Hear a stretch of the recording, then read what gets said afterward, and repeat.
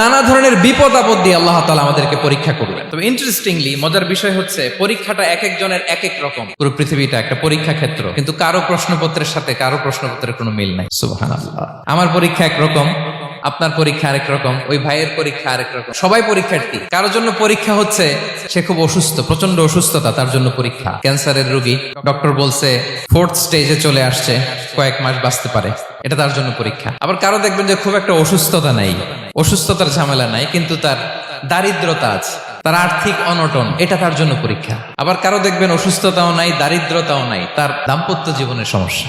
অনেকের দেখবেন এগুলো কোনোটাই সমস্যা না, তার ছেলে কথা শোনে না, মাদকাসক্ত, রিহ্যাবে পাঠায়, আবার আসে, আবার গাঁজা খাওয়া শুরু করে, আছে না নাই বলেন?